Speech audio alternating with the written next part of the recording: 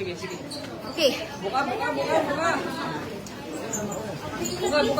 Okay, so nakapasok yung mga Philippine Marines na kasama sa guests sa for the Blue Ribbon Committee at isinama sila ni Senator Pia Cayetano. Up! Ay, oh my God! Senator, at dito siya, Secretary John Vic Rimulya at pinipigil siya Senator Robin Padilla. Oh my God! Alright, mag-reaction tayo dito mga kababayan sa nagka-tensyon no? Dito sa loob ng Senado nga kanina nung papasok na sana itong mga witnesses ngayon sa Blue Ribbon Committee hearing, itong mga ex-Marines kasama si Atty. Baligod, pero hindi po sila pinapapasok sa loob mga kababayan. At kaya ginawa po nila Senator Robin Padilla at Senator Pia Cayetano, bumaba po sila, sinundo nila doon sa baba, no, sa first floor itong mga sundalo at iniskortan papasok doon sa hearing mga kababayan, no, or doon sa venue na kung saan magsagawa ng Blue Ribbon hearing. At nandoon pala mga kababayan, nakabantay no, itong si DILG Secretary John Vic Rimulya at talagang nakipagbuno pa siya doon mga kababayan kay Senator Robin Padilla at sa mga kasamahan at hindi nga po nila pinapapasok, kaya hinarang niya yung kanyang katawan, pero hindi naman po siya nagtagumpay mga kababayan no. Talagang hindi umubra yung kanyang pagharang kina Senator Robin Padilla at doon sa mga witnesses, sa mga 18 Marines, at kaya natuluyang nakapasok sila Senator Robin Padilla, yung 18 Marines, pati si Senator Pia Cayetano. So grabe mga kababayan, no, makikita talaga natin itong panggigipit nila ngayon no, sa Blue Ribbon Committee hearing. Ano kaya yung kanilang kinatakutan na talagang lahat ginagawa nila para lang harangin no, hindi lang matuloy itong hearing ng Blue Ribbon Committee ngayong araw na ito.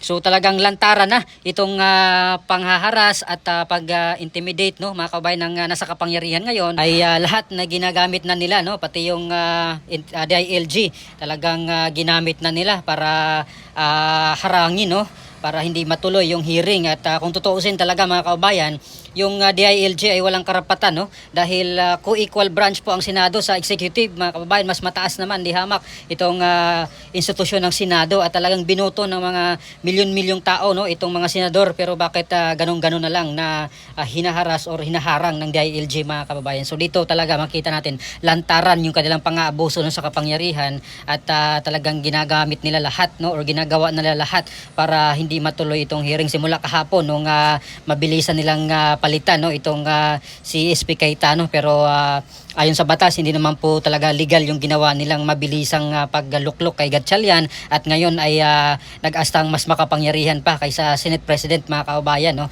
Talagang grabe itong ginagawa ngayon ng gobyerno natin no. Hindi naman po ito nangyari noon, pero ngayon dahil dito sa flood control corruption ay ginagamit nila lahat or ginagawa nila lahat, hindi lang mabulgar yung kailang mga pangalan dito mga kababayan. So itong kaguluhan ngayon sa Senado ay talagang grabe ito mga kababayan, at tayo mga Pilipino ang kawawa at pinagluluko tayo dito no, sa ating gobyerno na hinahayaan na nangyari ito. Kung hindi po sila or kung wala naman silang ginagawang masama, bakit po nila ginagawa ito no, na harangin at ipagkait na madinig yung mga testimonya at itong mga alam no, kasi itong mga 18 Marines di umano sila yung inutusan ni Saldico para mag-deliver ng mga mali-malitang pera mga kababayan. So dito pa lang makikita natin na talagang guilty na sila dito mga kababayan.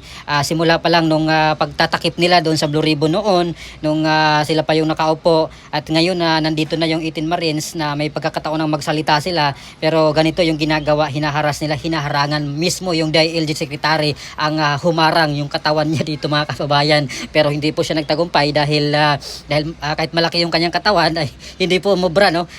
Nakipagbuno sila doon ni Senator Robin Padilla, pero wala effect mga kababayan, nalusutan pa rin siya mga kababayan. So ano po masasabi nyo dito sa nangyari ngayon no, sa Senado? Talagang pinagluloko na lang tayo dito mga kababayan at halatadong takot na takot sila dito sa ginagawa nila ngayon mga kababayan. Samantalang marami na rin pong mga tao no na nagrarally diyan sa labas ng Senado mga kababayan. As of kanina ay marami na pong tao doon sa labas ng Senado at marami pang mga parating mga kababayan at talagang galit sila dito no sa pinaggagawa ngayon ng gobyerno simula kahapon nung mabilisan lang palitan itong Senate acting or itong pagluklok nila kay acting Senate President daw na si Gatchalian at talagang sinupalpal din naman siya ni Senator Pia Cayetano no at ni Senate President Pro Tempore Loren Legarda mga kababayan. So talagang grabe yung ginagawa ngayon kahit na 12 na sila kasi bumaliktad na yung si Chis Escudero mga kababayan no bumigay na at talagang ayaw niyang makulong kasi kakasuhan po siya at mababaw pa sa aking pananaw no or sa aking opinion mababaw talaga yung kanyang prinsipyo mga kababayan no ayaw niyang or hindi niya kayang magsakripisyo para dito sa mga Pilipino mga kababayan. Kitang-kita yung kulay ni Chis Escudero talaga na ayaw niyang magsakripisyo no pero talagang sana magising na yung mga tao no at wag na iboto itong ganitong klaseng politiko na talagang makasarili mga kababayan. Mas pinili niya yung kanyang sarili na hindi makulong. Mas mabuti pa itong si Senator Jingo Estrada talagang prinsipyo yung kanyang pinairal mga kababayan. Hindi baling makulong siya basta nandun siya sa katotohanan mga kababayan no. Hindi po siya nagpatinag dito sa mga offer sa kanya na kung bumaliktad siya sasanib dito or aanib dito sa minority sa grupo nila Soto ay wala na po siyang kaso no yung kapalit wala siyang kaso hindi na ituloy at wala nang aresto pero hindi po siya nakinig kaya yun tinuluyan siya mga kababayan. Talagang grabe itong ginagawa ngayon. Hindi na po ito normal mga kababayan no abuso na po ito talaga sa kapangyarihan sa aking opinion bilang ordinaryong Pilipino na nag-o-observe sa mga pangyayari ngayon sa ating bansa mga kababayan. Ang kawawa dito yung taong bayan no sa grabe ng paghihirap ng taong bayan ngayon tapos yung mga taxes ay kinukurakot lang mga kababayan kaya talagang kawawa ang mga Pilipino. So ano pong masabi nyo dito mga kababayan no sa kaguluhan kanina sa pagharang ni John Vic Remulla dito para hindi lang mapapasok or makapasok itong mga witnesses itong 18 Marines kaya talagang sarili niya yung hinarang niya doon mga kababayan pero hindi po siya nagtagumpay kahit na malaki yung kanyang katawan. So please comment down below. Maraming salamat. God bless po sa ating lahat. Ating ipagtanggol ang mademokrasya laban sa mapangaping Administrasyong Marcos. Tama at ang sagot natin, Vince, samahan mo ako. Samahan niyo si Eric para naman tayo ay ma-inspired. Bayan, bayan, bayan ko. Bayan, bayan, bayan ko. Di patapos ang laban mo. Di patapos ang laban mo. Gobyernong magnanakaw. Gobyernong magnanakaw. Itakwil mo, labanan mo. Itakwil mo, labanan mo. Okay, sabay, sabay, sabay. Bayan, bayan, bayan ko. Bayan, bayan, bayan ko. Di patapos ang laban mo. Di patapos ang laban mo. Gobyernong manloloko. Gobyernong manloloko. Labanan mo, itakwil mo. Labanan mo, itakwil mo. Ikaw ay dadagundong at pilit na guguhit sa lansangan ng labas ng Senado sapagkat dadalhin natin ang diwa ng EDSA mismo sa harap ng Senado sa araw na ito. Benz, tawagin natin.